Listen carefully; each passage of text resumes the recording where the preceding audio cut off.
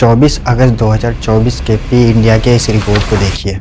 उत्तराखंड के रुद्रपुर में अवैध मदरसा में 5 साल की बच्चे के साथ रेप आरोपी एक मौलवी को गिरफ्तार किया जाता है। इस आरोपी का नाम मौलवी शब्बीर था। लेकिन बात यहीं पे ख़त्म नहीं होती। 11 सितंबर 2024 यूपी के एक मदरसे में 12 साल की बच्ची के साथ सेम चीज़ होती है।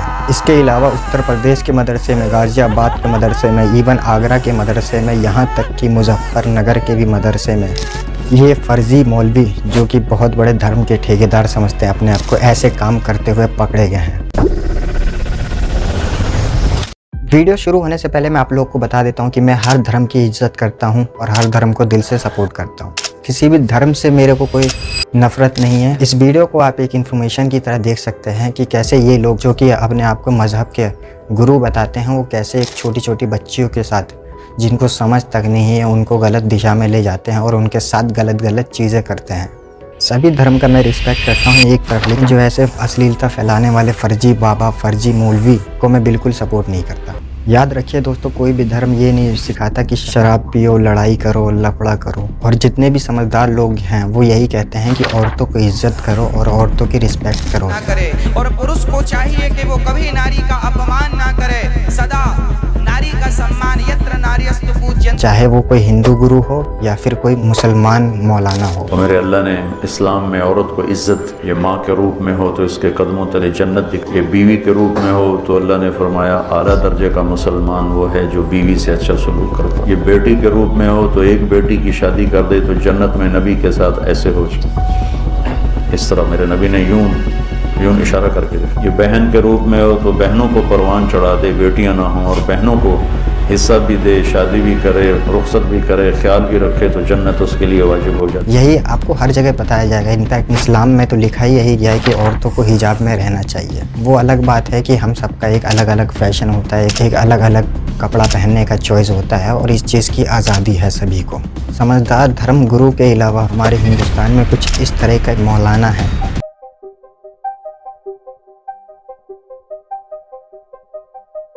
लेकिन इस तरह के मौलाना जो कि मुसलमान को बदनाम करना चाहते हैं, इस्लाम धर्म को ख़राब करना चाहते हैं, वो छोटी छोटी बच्चियों के साथ ये सब करते हैं।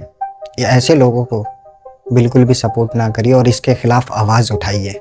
इस्लाम धर्म में औरतों को हिजाब में रखने का हुक्म है। ये नहीं कि इस तरह के फेक मौलाना औरतों के साथ डांस करने लगे, नाच गाना करने लगे।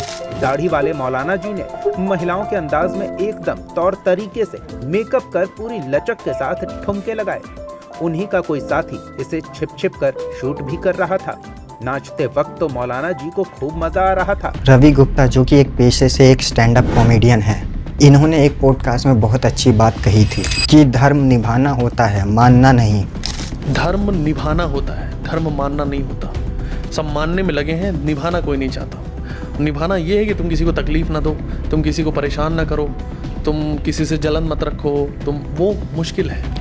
पूजा करना आसान है। पर आज की डेट में धर्म के ठेकेदार ये अल्लाह का नंबर दे रहे हैं। अल्लाह से बात करना चाहते हो तुम लोग? मोबाइल नंबर देंगे अल्लाह का? हाँ है, अल्लाह का मोबाइल नंबर है, देंगे, लोगे? इंशाल्लाह लोगे? इंशाल्लाह बात करोगे? लिखो 4। कहीं पे खाना खाने के लिए जय श्री राम बोलना पड़ रहा है, तो कहीं पे मौलाना बच्चों के साथ ये सब कर रहे हैं।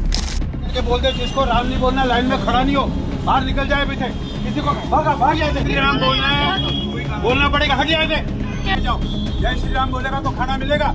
धर्म को मौलाना और ये फेक गुरुज ने मिलके इतनी धज्जियां उड़ा चुके हैं। आज की डेट में 90% लोगों को किसी भी धर्म के बारे में ज़्यादा इन्फॉर्मेशन है ही नहीं। इस्लाम में एक इंसान को मारना पूरी इंसानियत का कत्ल है। नीचे निगाह करके चलने का हुक्म है कि आपके पैर से कोई चींटी या चीटा ना मर जाए, उसका वध ना हो जाए। ये इस्लाम है। ये इस्लाम वो इस्लाम नहीं है कि इन इस्लामिक नाम तो उन्होंने रख लिए अपने, और उन्होंने इनोसेंट लोगों को बम से उड़ा दिया। रिसेंटली हमारे देश के अंदर अभी एक वाकया हुआ है जम्मू कश्मीर के अंदर।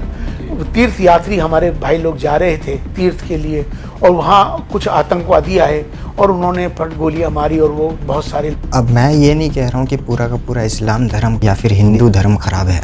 ये मदरसों में अगर गलत काम हो रहे तो मदरसा को बंद करवा देना चाहिए, ऐसा मेरा कोई भी विचार नहीं है। पर कहीं ऐसी चीज़ें हो रही है तो उस पर पूरा का पूरा कार्रवाई होनी चाहिए और पूरा का पूरा रोक लगना चाहिए। किसी भी नॉर्मल इंसान के साथ गैर जुल्म या अत्याचार कहीं नहीं होना चाहिए, क्योंकि आज के टाइम में सिर्फ मदरसों में ही ऐसे क्राइम नहीं होते हैं, बल्कि कई सारे मंदिरों में भी ऐसे क्राइम दोहराए गए हैं।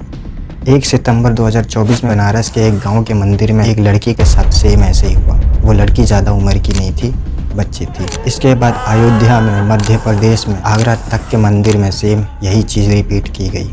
अब सब धर्म में कोई ना कोई गलत आदमी होता है और हमारे धर्म को ख़राब करना चाहता है, हमारे धर्म का मजाक बनाना चाहता है, और इन्हीं सब लोगों का इफ़ेक्ट पड़ता है नॉर्मल लोगों में, जो कि आज की डेट में आप देख ही सकते हो कि कई सारी लड़कियां जो हिंदू है वो हिंदू धर्म का इस्तेमाल करती है कुछ फॉलोअर्स और फेम के लिए। सेम ऐसी चीज़ें भी इस्लाम धर्म में हो रही है।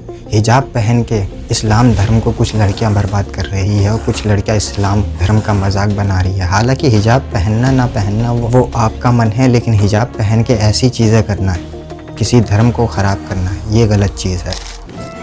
रोज़ा रखने के लिए जिसमें ताकत नहीं, दिल में अल्लाह की मोहब्बत होनी चाहिए। ये तो आपका बिल्कुल नया अंदाज, नया रूप देख रहा हूँ मैं।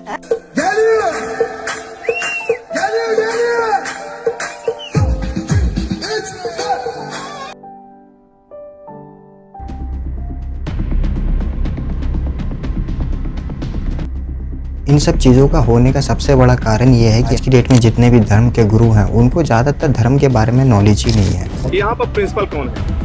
प्रिंसिपल अभी अच्छा, आप कब, एक मिनट इधर देखिए, कब से पढ़ा रहे हैं आप? यहाँ तकरीबन 2010 से। सैलरी कितनी आपकी है? 80,000। आपको पता नहीं प्रिंसिपल कौन यहाँ पर है? पैसा भी आया है तो याद नहीं आ रहा। अरे आपको जब याद नहीं प्रिंसिपल तो बच्चों क्या पढ़ाएंगे आप? सहायक अध्यापक। सैलरी कितनी आपकी? तकरीबन 1 लाख। 1 लाख रुपए। कितने बच्चे पढ़ते हैं यहाँ पर? अरे तब नहीं, कितने बच्चे यहाँ पर पढ़ते हैं? सर दर्द कर रहा है। अब टीचर यहाँ पर है? टीचर। सैलरी कितनी आपकी है? वो भी 40 42 हजार। 40 या 42? अब वो कंफर्म बताइए, 42 कितना है? 40 या 42 कंफर्म। भाई देखो, अनुचर यहाँ पर है, इनको खुदा नहीं पता है कि इनकी सैलरिया कितना। कह रहे हैं 40 के 42। गजब तमाशा यहाँ पर है। कितनी सैलरी है? कोई भी गुरु किसी भी इंटरव्यू में कुछ भी बोल देता है और कोई भी गुरु कहीं पे भी जाके कुछ भी बोल देता है जो कि रिलेटेड होता ही नहीं है। इस चीज़ को हटाने का आसान तरीका ये है कि आप लोग ऐसे लड़कों और ऐसे लड़कियों को जहाँ भी देखें उनको कम से कम सपोर्ट करें। वो फेम पाना चाहते हैं, धर्म का इस्तेमाल करके उनको फॉलो ना करें। उनका अपने आप विचार चेंज होगा और अच्छी चीज़ों में वो कदम बढ़ाएंगे। फेक बाबा जो कि आज की डेट में कुछ भी कहते हैं, फेक मौलाना जो कि आज की डेट में ऐसे काम करते हैं, इनको छोड़ के अगर आप किसी भी धर्म गुरु या किसी भी मौलाना को फॉलो करना चाहते हो तो आप ऐसे मौलाना को फॉलो कर सकते हैं जो कि हर मजहब में मोहब्बत बांटते हैं। सीता का जब हरण हुआ और रावण लेके जब भागा तो हनुमान और लक्ष्मण जब तलाश करने के लिए गए तो सीता जी बड़ी चालाक थी। कहीं चप्पल फेंक गई, कहीं नथुनी फेंक गई, कहीं दुपट्टा फेंक गई, कहीं चप्पल फेंक गई, कहीं कला फेंक गई। हनुमान एक एक चीज, ये चप्पल किसकी है? लक्ष्मण कहते मेरी भाभी की है सीता की। चलो इसी रास्ते से ले गया। और आगे के दुपट्टा मिला, ये दुपट्टा किसका है? ये दुपट्टा भी मेरी भाभी का, सीता का। चलो और आगे चलो, इसी रास्ते से लेकर गया और आगे बढ़े। एक एक चीज हनुमान जी देते गए और लक्ष्मण पहचानते गए। लास्ट में नाक में पहनने वाली नथुनी मिली। नथुनी तो हनुमान ने कहा ये नथुनी किसकी है? जल्दी से लक्ष्मण ने कहा अरे यार हनुमान जी ये नथुनी नहीं मालूम है, ये शायद मेरी भाभी की होगी। हनुमान ने कहा सारी चीजें पहचान गए, नथुनी कह रहे होगी। तो हनुमान जी के इस प्रश्न पर क्या जवाब दिया लक्ष्मण ने? हनुमान जी ये नथुनी अगर मेरी भाभी की थी भी तो मेरी भाभी नाक में पहनती थी, इसलिए मैं नहीं पहचान पा रहा हूँ, क्योंकि मैंने आज तक अपनी भाभी का चेहरा नहीं देखा। क्यों? अरे वो मेरी भाई की पत्नी है सीता, मेरे भाई की नाम की पत्नी है। मैं कौन होता हूँ उसको देखने वाला, उस पर नजर डालने वाला, उसके चेहरे को देखने वाला? गौर करो, रामचंद्र जी के भाई लक्ष्मण ने अपनी सगी भाभी सीता जी का चेहरा नहीं देखा।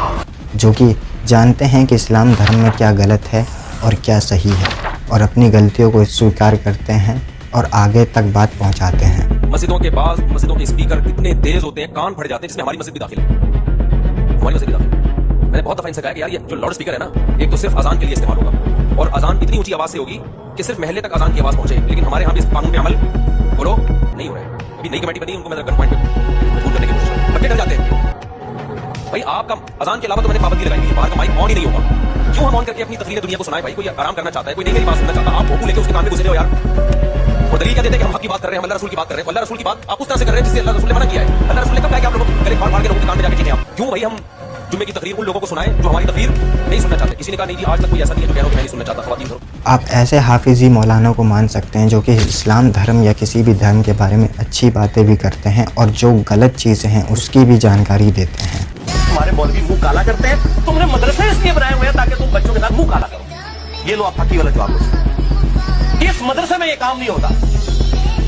एक मदरसे को क्लीन चिट देंगे, इससे स्कूल हजारों दर्जे बेहतर है, क्योंकि स्कूलों के अंदर हॉस्टल नहीं होते हैं, उनमें यहाँ ये बच्चे उनके साथ टीचर्स ये काम नहीं कर सकते। लेकिन मौलवियों के पास रात के वक्त भी बच्चे अवेलेबल होते हैं, दिन के वक्त भी पर्दे में भी अवेलेबल होते हैं, ये बच्चों के साथ मुंह काला करते हैं। तो मैं फिर ये कहना शुरू कर दूं कि ये मदरसे मौलवियों ने इसलिए बनाए हुए हैं ताकि बच्चों के साथ मुंह काला करें। और मदरसों के माहौल जो है ना हमसे ढके छुपे नहीं है।